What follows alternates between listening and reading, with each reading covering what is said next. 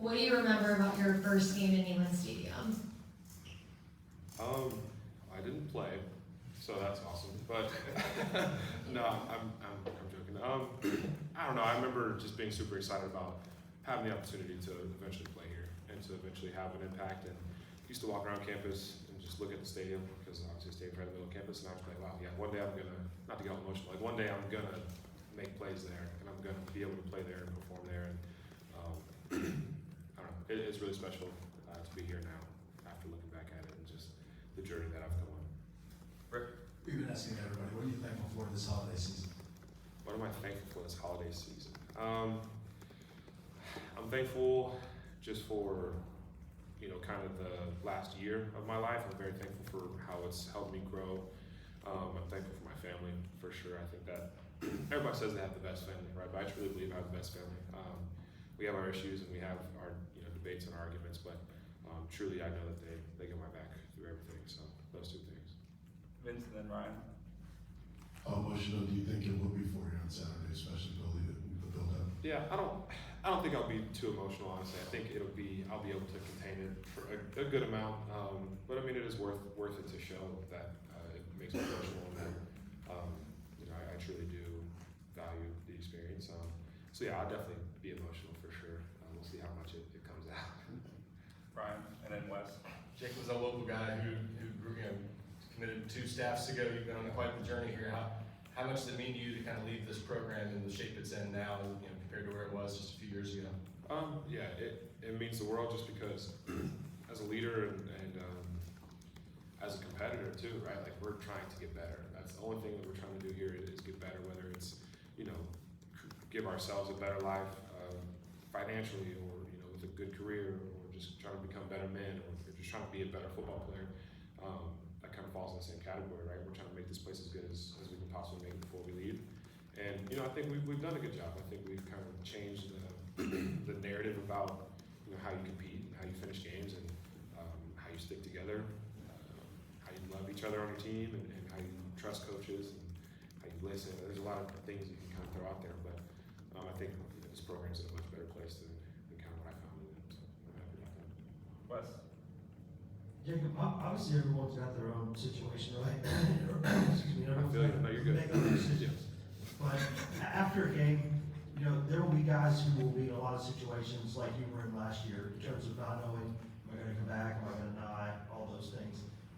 What advice would you offer to those guys about what your process was like and how you feel about how the way things went for you? Yeah, so something that Hendon Hooker, I had this conversation with him when I was trying to, when I was going through it, right? When I was trying to make the decision, he, just kind of referenced his decision to stay and about how, it's obviously a decision that's, not easy, right? But at the end of the day is, it's not going to be the end of the world whether you make, the wrong decision. There's no wrong decision for anybody. I think it's just a matter of being able to stick with one and just put your head down and go grind and go, figure it out. I made that decision to stay back in early January, and one of my mentors just said, "Look, man, you just got to take this and run with it. Like, regardless of whether it was the right decision for you or the wrong decision, like just make it the right decision. Just go out there and do everything you can to make it the best." And truly, I'm happy in my case that I stayed.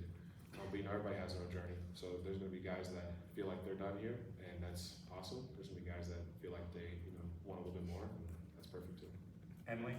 If you could pick one memory, if you could pick one memory you've had over the years as a Tennessee Ball, which one really resonates with you the most?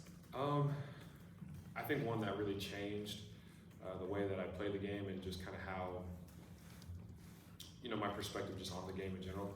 We were actually in the bowl, or we were in Jacksonville at the Gator Bowl, and the offense coordinator at the time, Jim Chaney, who I actually saw this season because he works for one of the other teams in the SEC. He just came up to me and said, "Look, man, like, don't ever," because my game has changed a lot. I've gotten a lot bigger, gotten a lot stronger. He said, "Man, don't ever let anybody tell you that you're soft ever again." Because he would be like, "Yeah, you're soft. Like, you can't hold the point, can't do this, can't do that." He said, "Don't let anybody ever tell you that you're soft ever again. And if you really, truly believe that, like, you'll take that as love. You'll take that as, trying to be coached. And there's been soft moments for sure. I think that there's been times when, you get beat on the edge or whatever and it looks bad. But I truly remember that, and I see that as kind of the turning point in my career when I really started to change my mentality on the way that I play the game. Ben and then Patrick. Jacob, how emotional do you think your dad's going to be on Saturday, and just with him playing here as well? How fun of a ride has that aspect been for you and your family? Yeah, it's been awesome to see kind of his, or at least hear his perspective of it. My mom goes through the same thing too. She's going to be, upset about not being able to come to games and stuff like that, just because I mentioned them earlier, man, they support me so much, and they truly, invest so much in just me, my mental health, and just they keep me up all the time. And mom hasn't missed a game, man. Like my dad is at every single one that he's been able to the past few years, and it just means a lot to them because it means a lot to me. They want the best for me. They want everything to work out perfect for their son, and I'm the baby, so of course I get it. Get all the extra stuff, whatever. So, man, he's gonna be excited, but he's gonna miss it. The same way I'm sure he misses playing the game. Jake, Coach Heupel just said it was pretty complimentary of how you helped McAllen along. You've had a lot of teammates in your 6 years here. I'm sure that may be one of the more unique relationships you probably had. How would you kind of describe the connection you guys sort of built up over a short period of time? I give credit to him because he came in just so open and so willing to just be,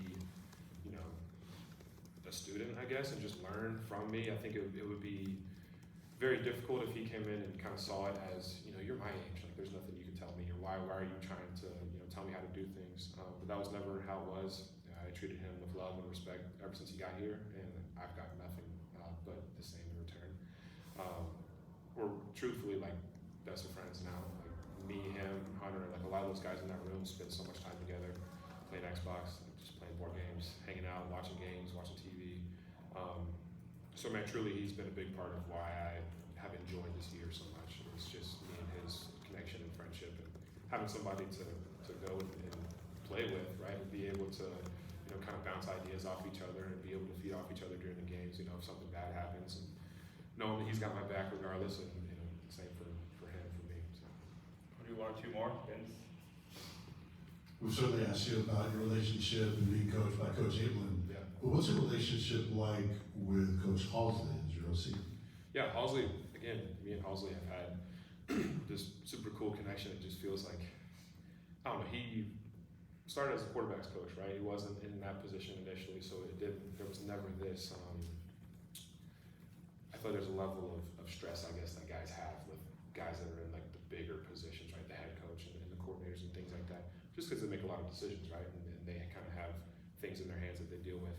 But with me and him, we've always had an amazing relationship. We always joke around in practice and just pushing each other around. He'll come up and he does a stupid thing, like we don't wear sleeves at practice. So he'll come and slap the back of my arm. It makes me so angry, but I turn around and I just smile at him because he's looking at me with a big grin and he just loves it. So, man, truly I've really enjoyed having him as a leader, and truly just a friend. It feels like on the field. It sounds weird to say that because he's my leader, right? He's my authority, but truly a friend on the field for me.